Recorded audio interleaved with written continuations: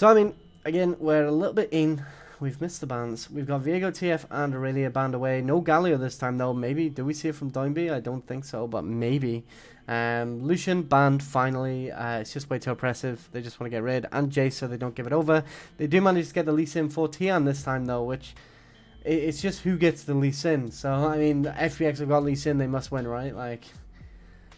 But, let's see. Maybe we see, like, an Aphelios Thresh come out from the side of EDG.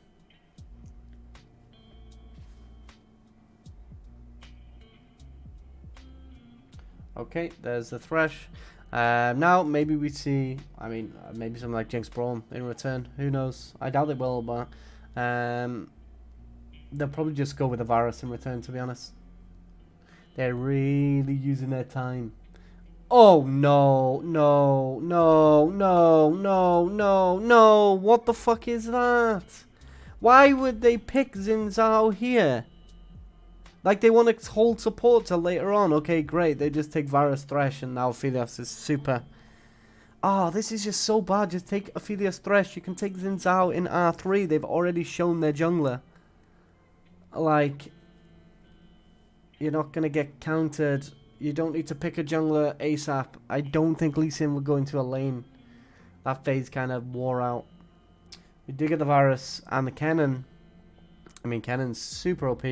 Considering Jason and Lucian are banned, it's very, very good here. And now take the Thresh, please. Please, please, please, please, please. Unless it takes something like TF or... But please take the Thresh. Good lord. They're still, like, so chill. Like, they're still having the time of their life playing. Like, what the hell? Please take the Thresh. Please.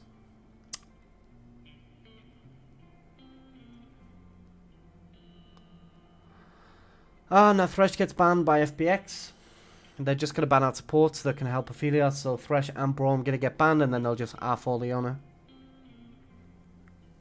Oh, it's so sad, man. How don't they realize this is going to happen? From the side of EDG, they just need to ban out... I mean, the support as well, I guess. Ban Trundle. I mean, Set is good. Also ban Trundle away.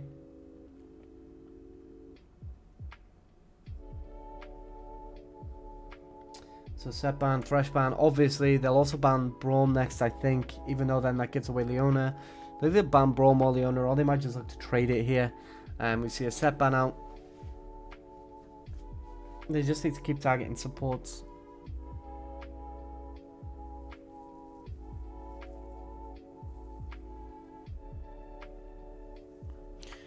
Okay, Leona.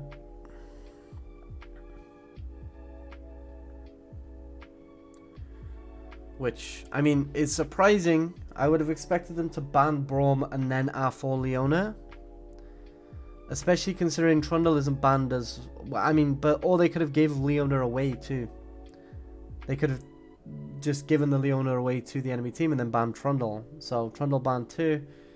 I mean, the only support left is Braum. So they have to take Braum here. Otherwise, it goes to the side of FPX.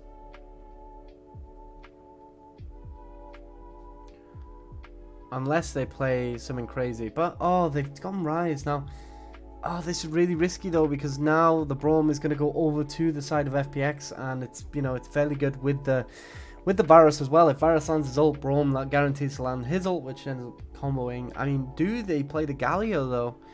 I'd be intrigued to see Doinby's Galio, to be honest. I mean, this is kind of like a rare occurrence. It's always banned. So we do see it. We see a Rakan come out as well. I guess it just combos very well with Galio. But now we see Braum go over to the side of... Oh, Alistair. I mean, Alistair is also a very good pick. Rel is also a very good pick into that comp too. But let's see what they decide to go with. I mean, it'll probably just be this Alistair, yeah. Okay, so Alistair Aphelios isn't the worst, but isn't the best due to the fact that Aphelios is a lane bully, so he can kind of keep people,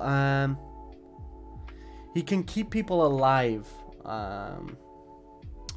like a support that can't do anything at level 1. So, on the one hand, we do have like this kind of situation where FPX can't do anything but, which then makes Xin Zhao have to weak side him, and I don't think Alistair is strong enough to weak side him, but they also didn't really have anything else they could go with, to be honest, so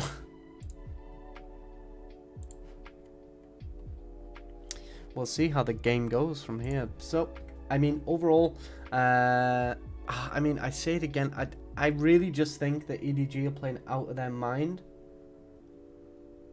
But I do prefer FPX's comp again, to be honest.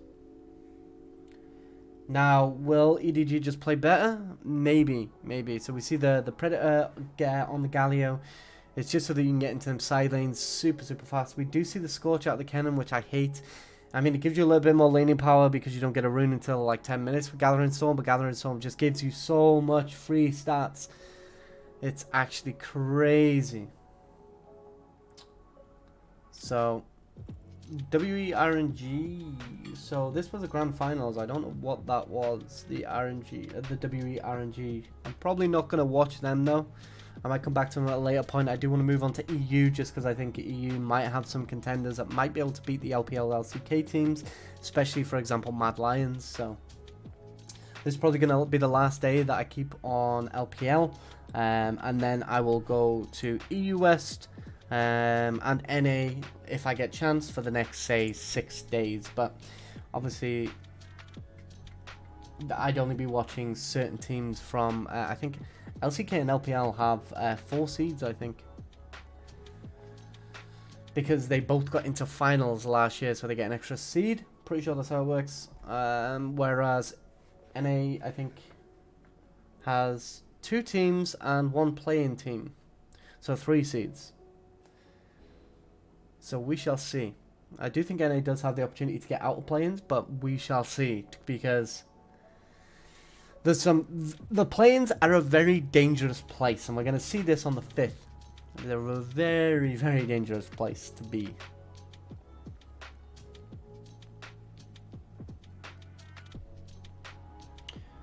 So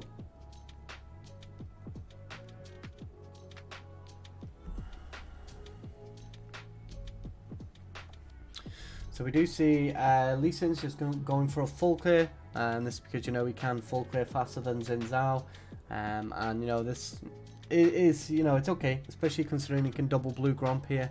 Xin Zhao isn't going to take his Krugs. Obviously, they're too far away. They take too much time to actually clear, especially on Xin Zhao when you want to be on the map and doing as much as possible. Plus, they just don't really give enough. So we do see Crisp coming here.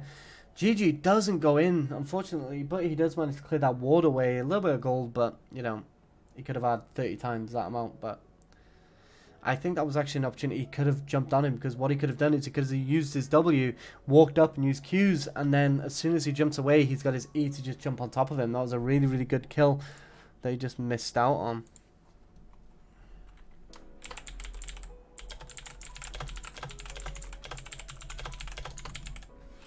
So, I have previously mentioned to never give GG Xin Zhao, because I really don't think his Xin Zhao is very good. So we do see a TP coming in here instantly from Scout to try and do something on this bot lane. He does manage to catch them. Oh, the heal does come out, but it's not going to be enough. Aphelios does have his sniper right now, which does put him to 650 attack range. So he's got, you know, Caitlyn level range with that sniper, which is one of the reasons why he's so oppressive inside the laning phase. He's like Caitlyn, but better. Now, maybe we see a cross map on top here, but I don't think there's a big enough wave for Kennen to dive. Tian does look to clear the ward away, but he doesn't manage to get it in time. Now, we are just waiting to see what they decide to do here. I think Tian is wasting a massive amount of time, but the only camp he has available now is Krugs. So here we see the TP, really nice ward from the side of EDG to allow Scout to get in for this TP. So really, really good wards.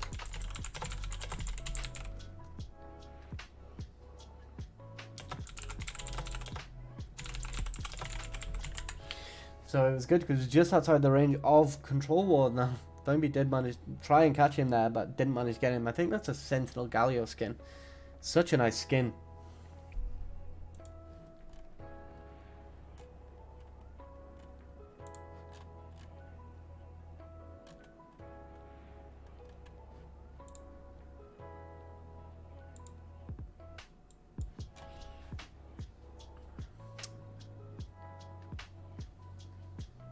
I mean, so the thing is as well, if we look at kind of like the overall comps in this game, we do have a massive late game duo in the fact that there is a Rise and an Aphelios. The problem is, again, it's very hard for Rise to ever really walk up, especially into a Galio, which we can see there's a little bit of a gold lead. We do see the boots come through for Galio though, so he is going to be potentially looking to roam as soon as he gets this level 6. He did go with the Mercs just so that he doesn't really get CC'd, especially by the Aphelios route or the Rise. Other than that, there's not really that much that he's trying to get away from. Alistair's got double displacement, so it isn't reduced. Na's got a displacement, so... And Xin Zhao is a knockup, so it doesn't really do anything. Rakan with an amazing W into the Galio, but Galio got cancelled, I think. So it didn't actually allow it to go through, and now this means that like EDG actually win off this fight. Scout managing to catch Doinby there was huge, and then we get the Realm Warp in as well. But Scout, though, is something else. Like, something else, man. This guy...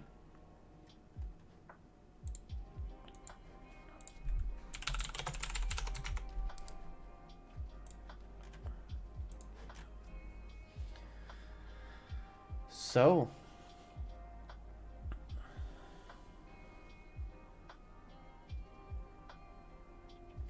this was really good though. We did get the knockup from there. Galio ult did come to go down, but Rise does just sit in that pixel brush and he's just waiting for him to use it. So I mean, Scout's crazy good.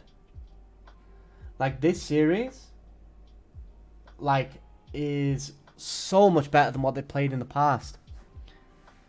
I think this is a massive improvement. GG does manage to die there just because he doesn't get out in time. Galio does die as well just because that ultimate getting cancelled means he can't get into the fight, which means he also doesn't give the magic reduction shield. So it was just such a good read by Scout. Like, such a good read. I'm so gutted that they didn't show it elsewhere. They didn't actually show the fight going on because it would have been so good to show. And the reason it happened is because when Galio goes to ult, he has this kind of little period where he kind of crouches down before he jumps into the air. If you manage to CC him during this moment, he'll actually cancel his ultimate. So by Rise just walking up and getting a root on him, actually stopped him ulting away. So very, very impressive. Very impressive. And the thing is, Scout also had to get in that brush beforehand and know that that fight was going down so that he could cancel that.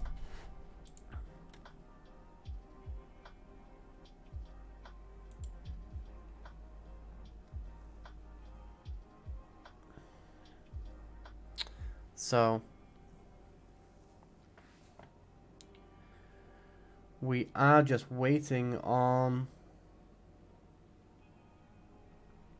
the next kind of play. I mean, Doinby will wait until his ultimate is available, and then we'll potentially see another play. It was a very big shame though. That play that they did make could have been very, very interesting to watch. But they're going to start going for this Herald. We've got the enemy team rotating already. Aphelios is going to clear this mid wave as he walks up. And now it's basically a 5v5. The Varus is very slow. Really, really big ult from the cannon, but the Aphelios ult is huge. Aphelios did so much work in that fight. Is this going to be 3-0 for FPX?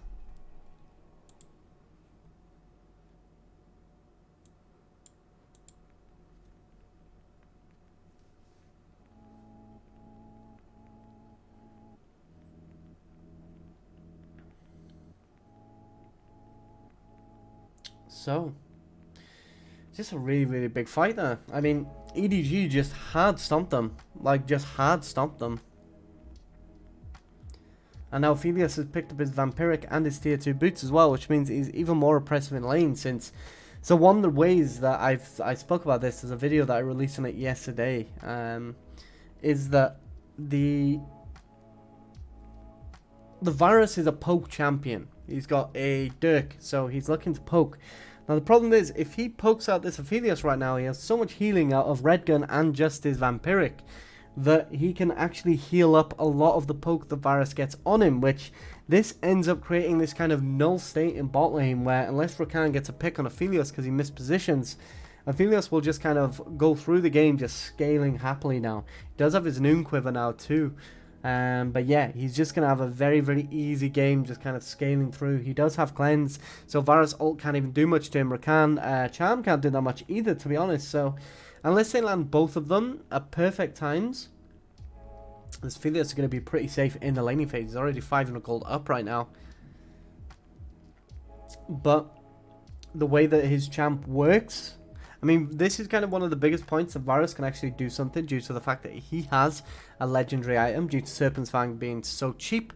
And, you know, Aphelios doesn't quite have his mythic yet. So this is kind of one of the only opportunities that Varus has to do a lot. So we'll see what happens from here. Will Tian understand this power spike and can play around it or not? I presume he will. Especially considering they have a Galio that has TP and ultimate. Now the thing is, the vision control out of the side of EDG is just so much better than FPX. Like if we look in this bottom side of the jungle, it's just completely warded against his Galio rotating into bot lane.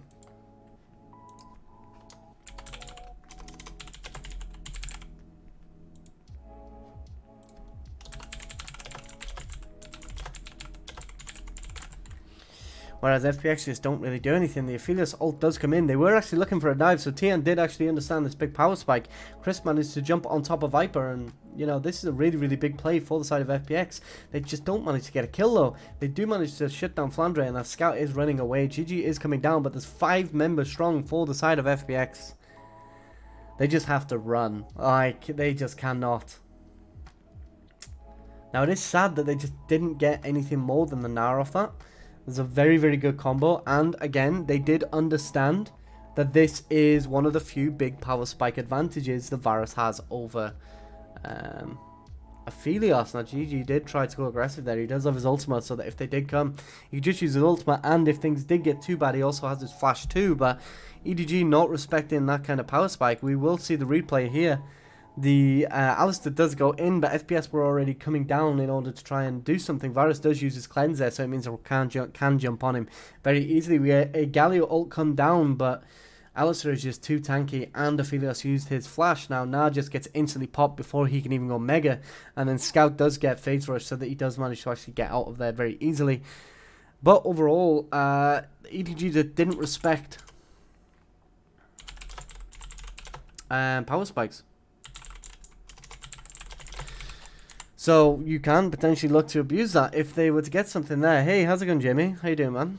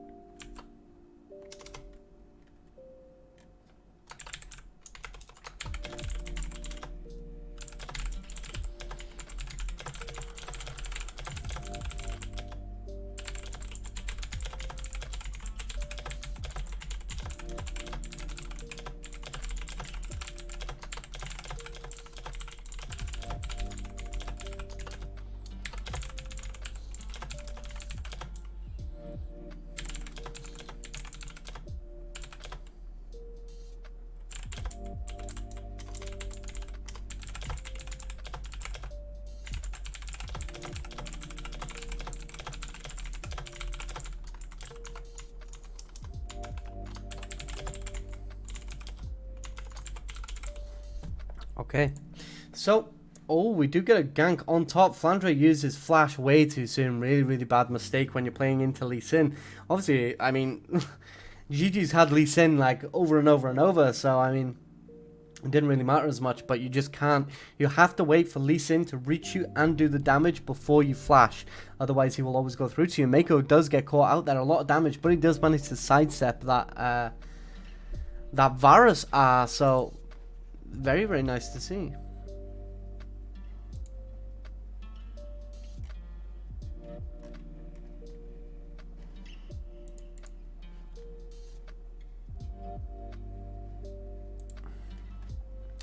So we will see this fight go again. Here we see he does flash, but it doesn't matter. Lee Sin just goes with him anyway. It will always follow.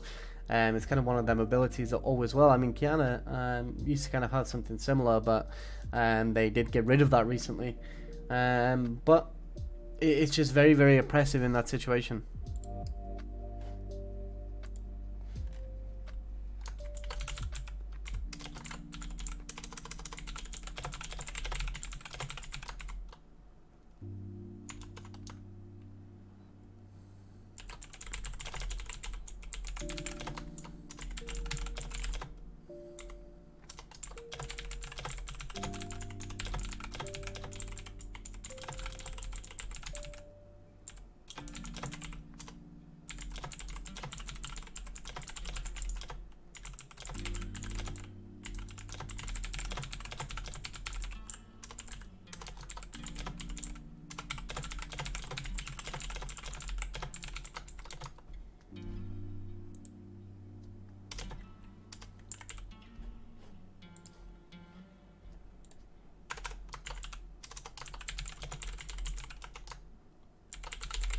So, sorry, I had to do an email.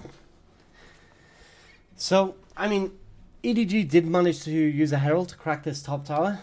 I don't think it was first tower, though. Was it first tower? Let me just go back.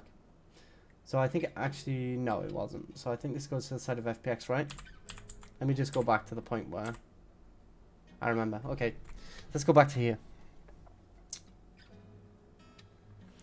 So, EDG do manage to just get the Herald away, which, I mean, after 14 minutes, Herald's a bit meh, but they do manage to get it nonetheless. Varus is getting a massive amount of aggression on his Philia spot lane right now, especially considering he's alone. They do know that Alistair isn't here, so they are just going to go for this dive. We do get the cleanse come out of Viper, but he used it way too soon, and then just got knocked up and, you know, into the tower dive. Unfortunately, Aphelios did die, which meant that a 3v1 ended up a 1v1, which is a 1-4-1, should I say, which isn't good.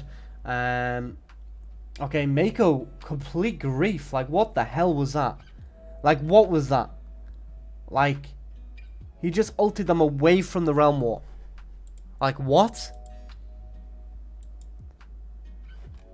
That's crazy. Mako is a bit of a griefer. I'm not gonna lie. There's some things he's been doing that are very, very questionable. I'm out of water already. Sad.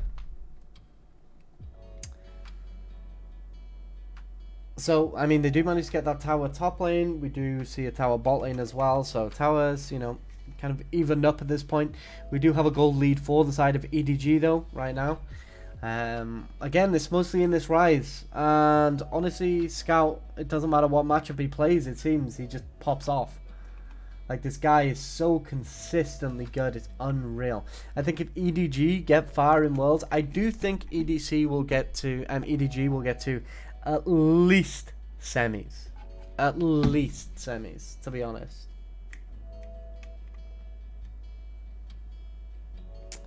But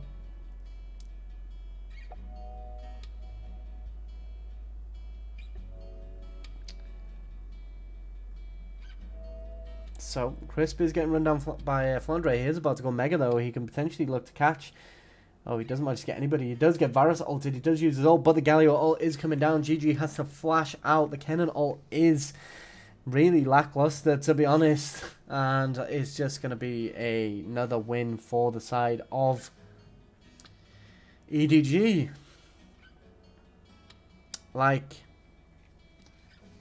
Scout is too good. Like, this guy, when it matters, is popping off. This guy is insanely talented. Now, Rise is also a very difficult champion to play as well, so...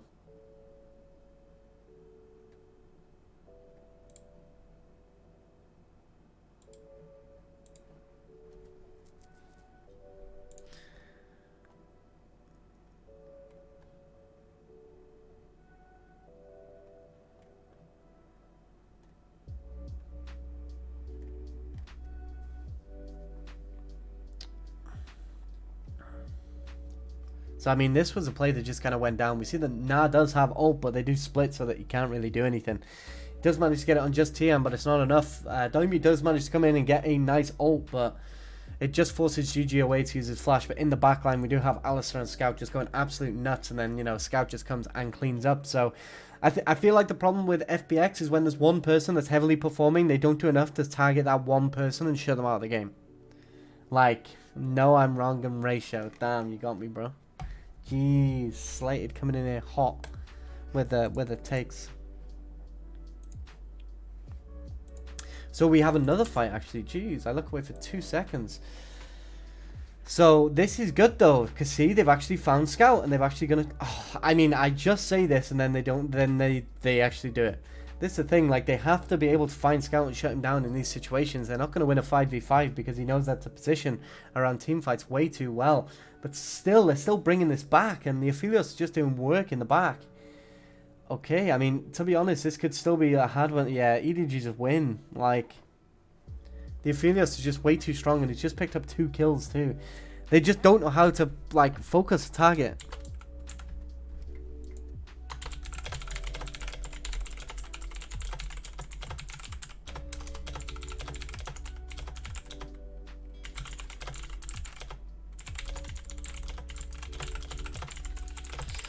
So I mean, this is kind of like a chink in the FPX armor, to be honest, because I like the way you changed up the vocabulary, not saying M every 2 seconds. Yeah, I mean, it was one of the main things I had to do for videos, but now I just have like massive breaks in between. I don't use anymore, but I'll just have like big breaks in between some things that I say so that I can actually think about them instead of saying Thank you, my dude. Appreciate that, man.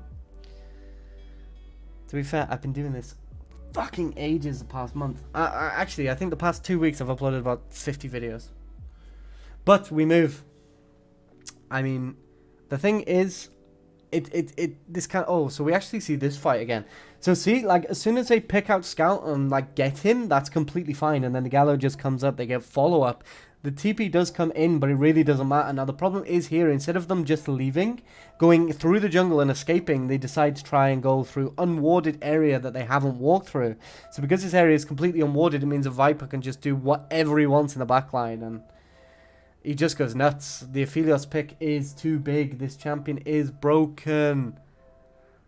Like, it's just not fair. Like, oh, there's another fight going down. So they instantly go onto the Baron and try and get a fight here. Doimbi does actually manage to get a catch onto Scout, and unfortunately it's just not enough. Scout is too big. Like, it doesn't even matter how much they put into him. They need 5 people just to kill him off right now, and I mean, he hasn't even used his stopwatch yet. There's a huge fight over this dragon. It is going to go to the side of FPX though, and that's actually pretty big because it is a mountain, and since it's mountain soul as well, if they manage to stack 3 of them, it's going to be a nice 18% magic resist and armor, just completely for free. So I think that's probably the only way FPX will win this game now, because if they get that much MR, then Rise will, you know, we won't be able to do as much in these fights. So is that slated Aphelios? It is. What can you say? Is that fucking Hunza? Yeah. I mean, classic. You'd be sub to a Draven main. Who'd have thought? That's crazy. We do see a really big fight, and this is the thing. This game is just fight after fight after fight. Look, the waves going missing top. Mako does get caught. He's going to get blown up, but they're investing so much on the support. He doesn't even die.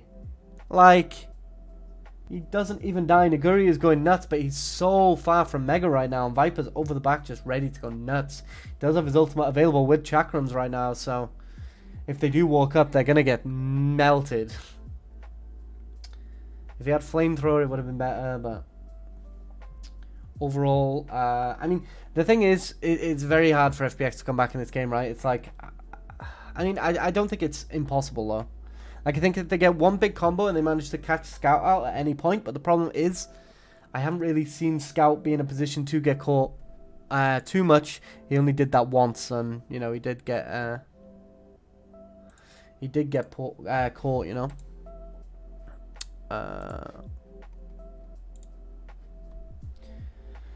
So Crisp does just get chunked for absolutely no reason. You love to see it. Flandra has his Mega soon, so maybe he could look to fight, but his team really aren't in a position to do anything. And like, why is GG clearing sideways? Like, what the fuck is this? Like, why is a jungler clearing sideways? You just let this tier 1 drop. Like, just let the tier 1 drop. It really doesn't matter at this point in the game.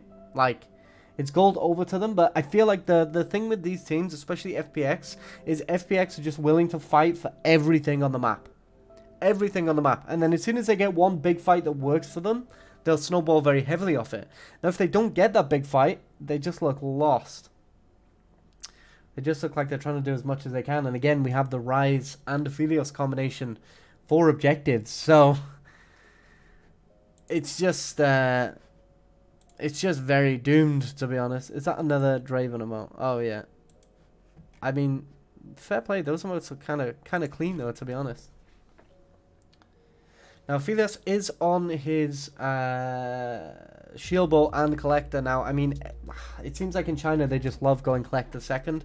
I think in this game, like, you're playing against a Galio and somewhat a Rakan. I mean, Rakan gets a little bit tanky throughout the game, to be honest. He's, oh, what the hell? Lulu, Ginzu's, and Ghostblade. I mean, Ginzu's and Blade. I mean, yeah, I think that's viable. Yeah, why not? AD Lulu. Easy, easy. So, oh, Doinby. Oh, what the hell? That Everfrost was so bad.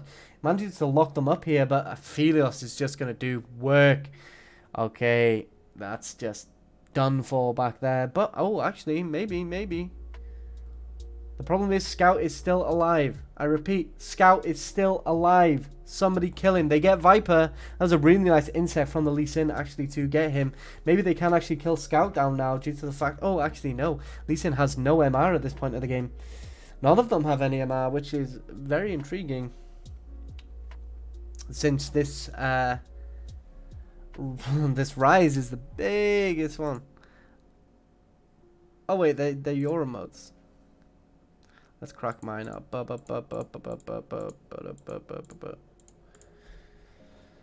So, I mean, right here, I mean, it was just a really bad... I don't know what Doinby's doing, to be completely honest.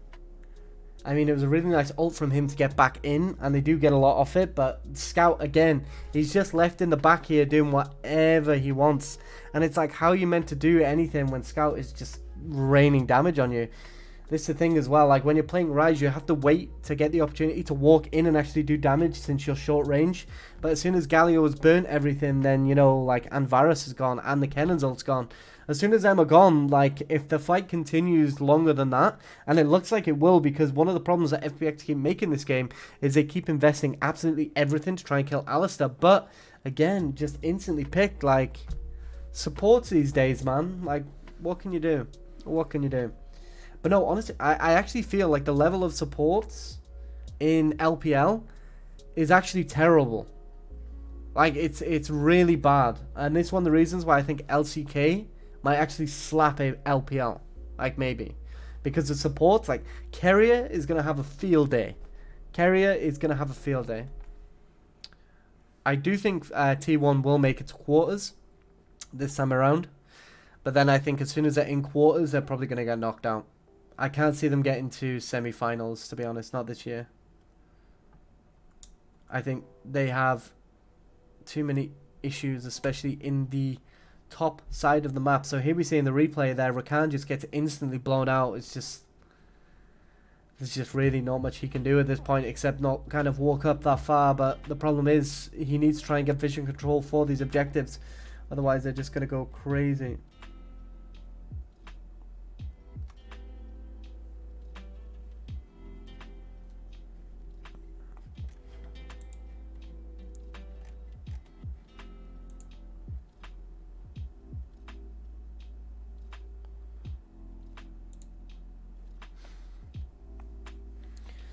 So,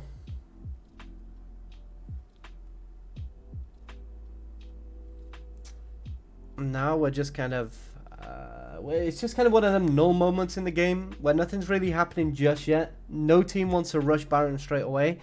But, for a change, FPX Vision game around this Baron is actually much better. Now, I feel like they've struggled massively with Vision this game. especially around the bottom side of mid lane to kind of prevent this Galio. But now they're actually keeping control of it. It's actually in a much better position. So Varus is on his 3 items right now. Unfortunately, he's gone with that Duskblade. It's so sad to see. He needs to do so much damage in this game to win. And I really don't think the haste is more beneficial than the lethality in this situation, to be honest. What do you think, Slated? I think going Duskblade here is just kind of grief. I mean, I understand he wants it so that he can get Qs off more, so that he can, in theory, do more damage in team fights. But right now, he's got 2 items that would have been giving him lethality instead of haste. Which, you know, there's not really that much in terms of... and so this is the thing as well. This is the thing that people aren't kind of grasping with the Varus is Duskblade is a viable choice. Don't get me wrong. Duskblade is great. It does a lot for Varus. The passive does help a little bit in terms of him navigating around team fights. Now the problem is right now you have a Kennen top who is going full Magic Pen, which is great. You know, Kennen full Magic Pen, amazing.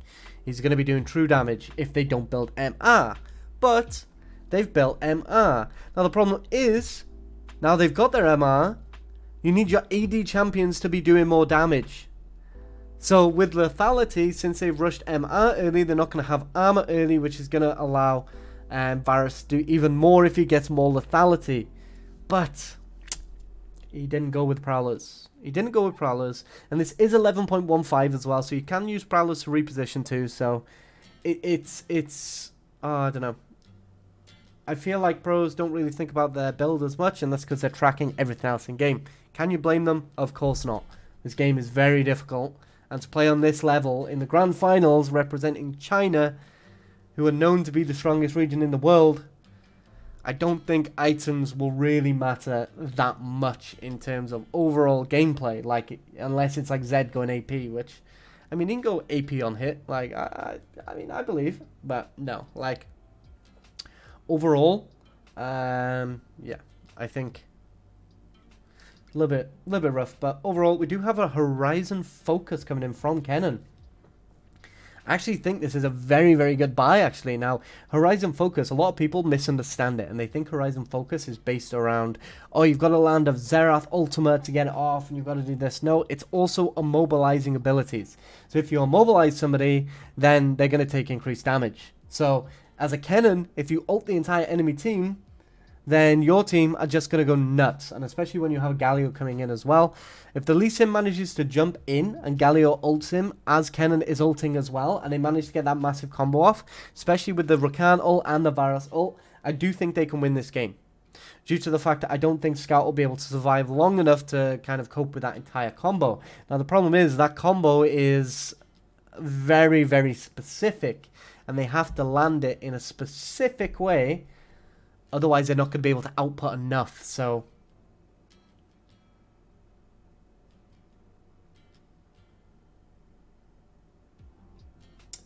So, we do see FPX kind of coming around.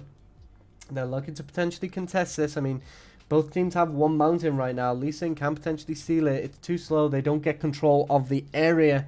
And because EDG have such a huge start and kind of vision control of the area, it means that FPX can't really walk in.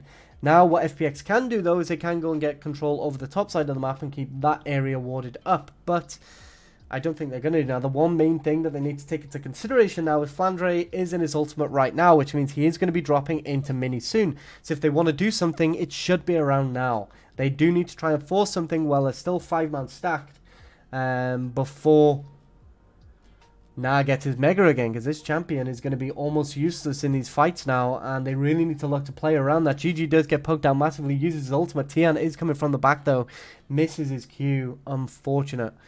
Unfortunate. He does manage to get another Q onto Mako, as long as he doesn't commit too much onto him. Oh, he gets knocked up instantly. Galio ult does come in though with a stopwatch, and all of a sudden Nah gets completely popped because he's in mini.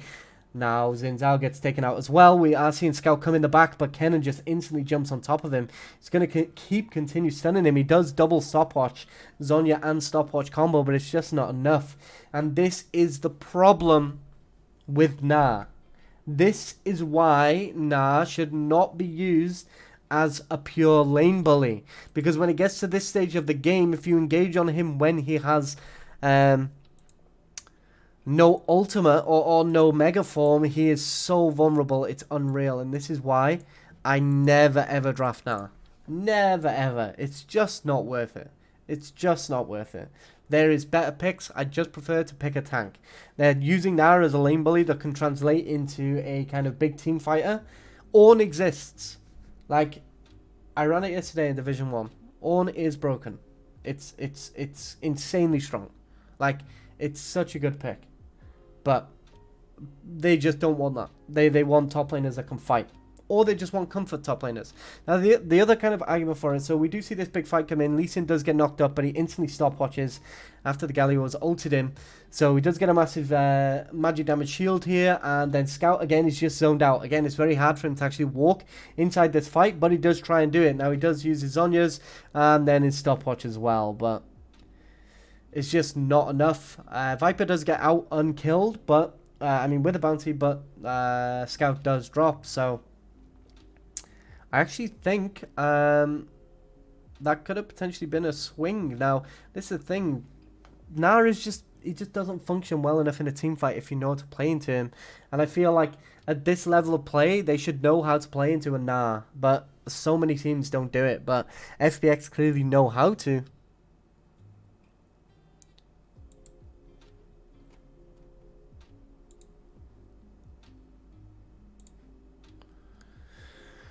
So,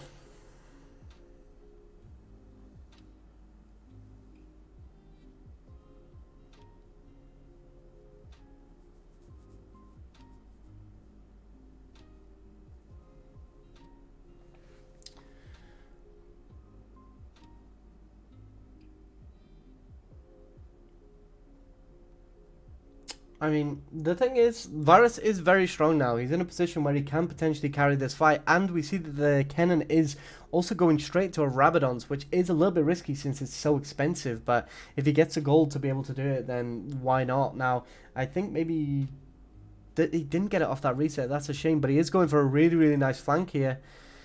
Unfortunately, the ward just wasn't good enough to get him in there with his TP. So they do have control over this bot side, though. I'm surprised Crisp didn't go to take that ward. I mean, I think he's just playing a bit safer considering they have done a lot. Now, Dragon is up in 1 minute, and it is going to be the soul for the side of FPX. The reason why this is so vital right now is because it's going to be 18% additional armor and MR, which everybody does have armor or MR at some point here. So they are just going to look to siege mid due to the fact that FPX just gave away mid prior. This is terrible. Like, oh man, that's so painful. And now they won't even get the jump on Dragon either. You just need mid prior before you do anything in comp. Varus ult does manage to land on GG. His ult is up, but he does stopwatch. He does manage to get out by Eing to a minion.